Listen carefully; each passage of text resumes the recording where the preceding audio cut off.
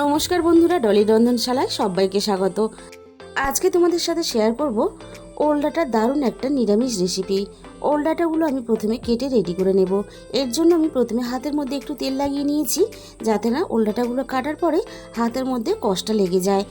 তোমরা হয়তো কচুর অনেক রকমের রেসিপি বানিয়ে খেয়েছো, তবে একবার হলেও এই ওল ডাঁটার রেসিপি বানিয়ে খেয়ে দেখো, খেতে অসাধারণ লাগে।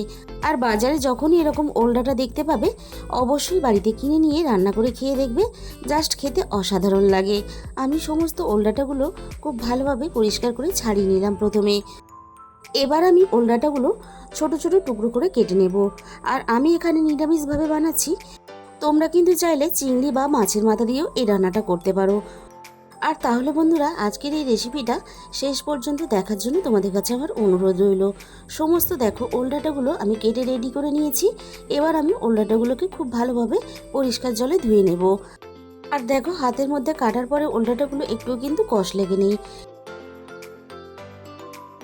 এবারে আমি এই রান্নাটা করার জন্য একটা মশলা বানিয়ে নেব। এর জন্য আমি শিলপাটার মধ্যে অল্প একটু নিয়ে নিলাম আদা কুচি, আর নিয়ে নিলাম অল্প একটু কাঁচা চীনাবাদাম। এবার আমি আদা আর চীনাবাদামটাকে খুব ভালোভাবে মিহি করে বেটে নেব। আর এই রান্নাতে অল্প একটু বাদাম দিলে রান্নার স্বাদ কিন্তু অনেক বেশি বেড়ে যায়। তোমরা যখন রান্না করবে অবশ্যই একটু অল্প বাদাম দিয়ে রান্নাটা করার চেষ্টা করবে।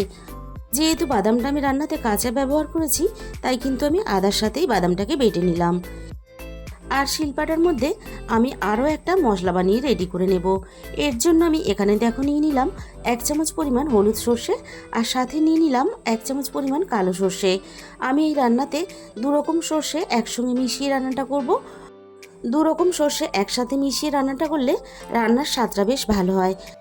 অল্প পরিমাণ জলে ছিটে দিয়ে আমি এবার সর্ষেটাকে খুব ভালোভাবে একসাথে মিহি করে বেটে নেব।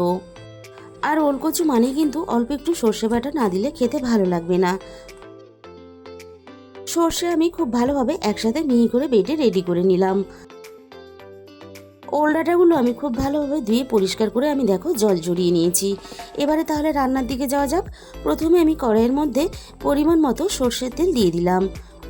তেলটা খুব ভালোভাবে গরম করে নেওয়ার পরে আমি তেলের মধ্যে ফোড়নে দিয়ে দিলাম অল্প একটু কালো জিরে। এবারে আমি এখানে দিয়ে দেব তেলের মধ্যে ফোড়নে একটা শুকনো লঙ্কা কুচি, আর আমি এখানে দিয়ে দেব 2টো তেজপাতা, আর আমি ফোড়নে দিয়ে দেব অল্প একটু কালো সর্ষে। ফোড়ন থেকে সুন্দর একটা মিষ্টি গন্ধ বেরিয়ে আসার সাথে সাথে আমি এখানে কেটে রাখা ওল ডাঁটাগুলোকে দিয়ে দিলাম। এবার আমি ওল ডাঁটার মধ্যে স্বাদ মতো লবণ দিয়ে দেব। ফোড়নের সাথে আমি ওল ডাঁটাগুলো খুব ভালোভাবে নাড়াচাড়া করে এইভাবে ভাজতে থাকবো। আর আমি এই রান্নাটা এক পাকেই করব। তোমরা যদি চাও কিন্তু ওল ডাঁটাগুলো আলাদা করে ভেজেও এই রান্নাটা করতে পারো। ওল ডাঁটাগুলো আমি আরও একটু নরম হওয়ার জন্য আমি এখানে মিনিট 5 জন্য ঢাকা দিয়ে দিলাম। 5 মিনিট পরে আমি কড়াইয়ের ঢাকাটাকে সরিয়ে নিলাম। আর দেখো, আগে থেকে ওল ডাঁটাগুলো বেশ অনেকটা নরম হয়ে এসেছে। আবারও আমি ওল ডাঁটাগুলোকে নাড়াচাড়া করে ভাজতে থাকবো। আর ওল ডাঁটাগুলো ভাজার সাথে সাথে ওল ডাঁটা থেকে কিন্তু অল্প অল্প জল ছাড়তে শুরু করে দিয়েছে। আবারও তাই আমি এখানে মিনিট 5 জন্য ঢাকা দিয়ে দিলাম। 5 মিনিট পরে আমি আবারও ঢাকাটা খুলে দেখে নেব।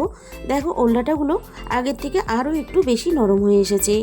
আবারও আমি ওল ডাঁটাগুলোকে নাড়াচাড়া করে খুব ভালোভাবে লালচে করে আরও একটু ভেজে নেব। আর এইভাবে ওল ডাঁটাগুলো একটু ভালোভাবে ভেজে রান্না করলে তাহলে কিন্তু খুব সহজেই সিদ্ধ হয়ে যাবে, আর খেতেও বেশ ভালো লাগে। ওল ডাঁটাগুলো আমি খুব ভালোভাবে ভেজে নিয়েছি। এবার আমি এখানে ঝালের জন্য দিয়ে দিলাম 3টে কাঁচা পাকা লঙ্কা, আর সাথেই আমি এখানে বাদাম আর আদা বাটাটা দিয়ে দেব। এবার আমি বাদাম আর আদা বাটাটা ওল ডাঁটার সাথে খুব ভালোভাবে কষিয়ে নেব। এতে আদা আর বাদাম বাটার কাঁচা গন্ধটা চলে যাবে।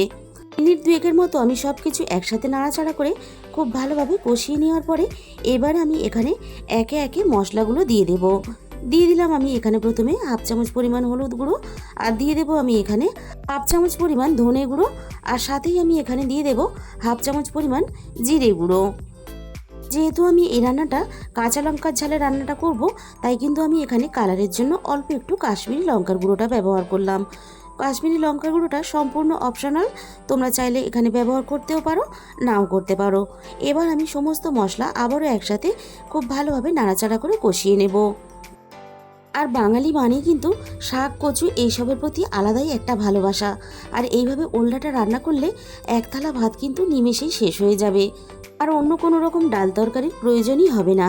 আমি সব কিছু মশলা খুব ভালোভাবে একসাথে নাড়াচাড়া করে কষিয়ে নিয়ে এবার আমি ওলডাটাগুলো ভালোভাবে সিদ্ধ হওয়ার জন্য আমি এখানে 1 গ্লাস পরিমাণ জল ব্যবহার করলাম। আর আমি এই রান্নাতে ঠান্ডা জলের ব্যবহার করেছি, তোমরা চাইলে কিন্তু উষ্ণ গরম জলেরও ব্যবহার করতে পারো। সব কিছু আমি একসাথে নাড়াচাড়া করে খুব ভালোভাবে মিশিয়ে দিয়ে এবার আমি ওলডাটাগুলো খুব ভালোভাবে সিদ্ধ হওয়ার জন্য কিছুক্ষণের জন্য ঢাকা দিয়ে দিলাম। কিছুক্ষণ পরে আমি কড়াইয়ের ঢাকাটাকে সরিয়ে নিলাম। আবারও আমি একটু নাড়াচাড়া করে দেখে নেব ডাঁটা এখানে খুব ভালোভাবে সিদ্ধও হয়ে গেছে, আবার বেশ গোটা গোটাও আছে। ডাঁটা খুব ভালোভাবে সিদ্ধ হয়ে যাবে, আবার বেশ গোটা গোটা থাকবে, এরকম করে রান্নাটা করে নেবে, তাহলে খেতে বেশি ভালো লাগবে। একেবারে গলে গেলে কিন্তু খুব বেশি খেতে ভালো লাগে না। এবারে আমি এখানে দিয়ে দিলাম স্বাদ মতো চিনি। চিনিটা আমি সব কিছুর সাথে নাড়াচাড়া করে খুব ভালোভাবে মিশিয়ে দিলাম। আর অল্প একটু চিনি এই রান্নাতে অবশ্যই ব্যবহার করার চেষ্টা করবে। এবার আমি এখানে সর্ষে বাটাটা দিয়ে দিলাম, সাথে মশলার বাটি ধোয়া অল্প একটু জল দিয়ে দিলাম। আর এই ওলডাটা রেসিপিটা তোমরা যদি বাড়িতে কোনো দিন এইভাবে না বানিয়ে খেয়ে থাকো, অবশ্যই একবার হলেও এই রেসিপিটা ট্রাই করে দেখো। গরম গরম ভাতের সাথে খেতে জাস্ট অসাধারণ লাগে। তাহলে বন্ধুরা, আজকের এই নিরামিষ ওলডাটা রেসিপিটা তোমাদের যদি ভালো লেগে থাকে প্লিজ একটা ভিডিওতে লাইক করে দিও, আর প্রচুর প্রচুর নিজেদের বন্ধুদের মধ্যে শেয়ার করে দিও। আর যে সমস্ত বন্ধুরা এখনও কিন্তু আমার চ্যানেলটাকে সাবস্ক্রাইব করোনি, অবশ্যই চ্যানেলটাকে সাবস্ক্রাইব করে পাশে থাকা বেল আইকনটা অল করে দিও, তাহলে আমি যখনই কোনো নতুন রেসিপি আপলোড করব সবার আগে তোমার কাছে পৌঁছে যাবে।